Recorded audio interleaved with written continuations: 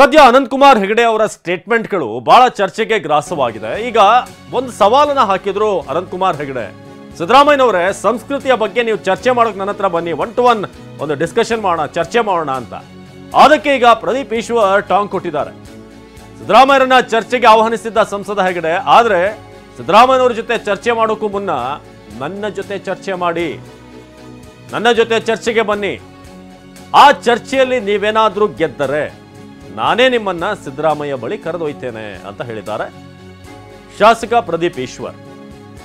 ಅದಕ್ಕೆ ಅವ್ರದೇ ಸ್ಟೈಲ್ನಲ್ಲಿ ನಾನೇ ಶಿರ್ಸಿಗೆ ಬರಲಾ ಅಥವಾ ನೀವೇ ಬರ್ತೀರಾ ಅಂತ ಕೂಡ ಸವಾಲ್ ಹಾಕಿದ್ದಾರೆ. ಸಿದ್ದರಾಮಯ್ಯನವರು ನನ್ನ ಎದುರುಗಡೆ ಬರಬೇಕು ಡಿಬೇಟ್ಗೆ.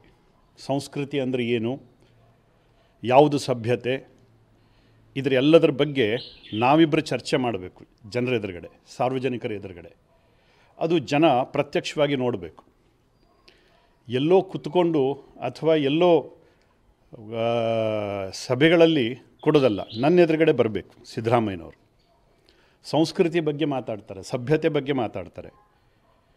ನಮ್ಮ ಪ್ರಧಾನಮಂತ್ರಿಗಳ ಬಗ್ಗೆ, ನರೇಂದ್ರ ಮೋದಿಯವ್ರ ಬಗ್ಗೆ, ಅಮಿತ್ ಶಾ ಬಗ್ಗೆ, ಯಡಿಯೂರಪ್ಪನವ್ರ ಬಗ್ಗೆ, ಹಿಂದುತ್ವದ ಬಗ್ಗೆ, ದೇವಸ್ಥಾನಗಳ ಬಗ್ಗೆ ಅಸಭ್ಯವಾಗಿ ನಡ್ಕೊಂಡಿರ್ತಕ್ಕಂಥವ್ರ ಮೊದಲು ಯಾರು? ನಾವೇನು ನಡ್ಕೊಂಡಿದ್ವಾ? ನಮ್ಮ ಬಗ್ಗೆ ಅಷ್ಟೊಂದು ಕೀಳಾಗಿ ಹೇಳ್ತಕ್ಕಂಥ ಅವಶ್ಯಕತೆ ಏನಿತ್ತು? ಮಾನ್ಯ ಅನಂತಕುಮಾರ್ ಹೆಗಡೆ ಅವರು ಸಂಸ್ಕೃತಿ ಬಗ್ಗೆ ಮತ್ತು ಬಹಿರಂಗ ಚರ್ಚೆಗೆ ನಮ್ಮ ಸಿದ್ದರಾಮಯ್ಯ ಸಾಹೇಬರು ಕರೆದಿದ್ದಾರೆ.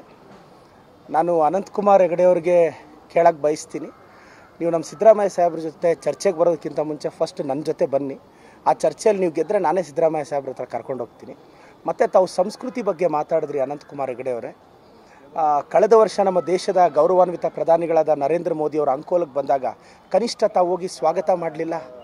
ಇದೇನಾ ತಮ್ಮ ಸಂಸ್ಕೃತಿ? ಇದೇನಾ ತಮ್ಮ ನಾಯಕನ ಬಗ್ಗೆ ತಮಗಿರೋ ಗೌರವ? ಶ್ರೀಯುತ ಅನಂತಕುಮಾರ್ ಹೆಗಡೆ ಅವರೇ, ನಿಮಗೆ ಗೌರವ ಕೊಟ್ಟು ಮಾತಾಡ್ತಿದ್ದೀವಿ, ಅದರ ಅರ್ಥ ನೀವು ಆ ಗೌರವಕ್ಕೆ ಯೋಗ್ಯರು ಅಂತಲ್ಲ. ನಮ್ಮ ಮನೆಗಳಲ್ಲಿ ಸಂಸ್ಕಾರ ಹೇಳ್ಕೊಟ್ಟಿದ್ದಾರೆ, ಅದಕ್ಕೆ ಗೌರವ ಕೊಡ್ತಿದ್ದೀವಿ. ಬನ್ನಿ ಬಹಿರಂಗ ಚರ್ಚೆಗೆ. ನಾನೇ ಶಿರ್ಸಿಗೆ ಬರಲ್ಲ, ಇಲ್ಲ ನೀವೇ ಬೆಂಗಳೂರಿಗೆ ಬರ್ತೀರಾ ಸರ್?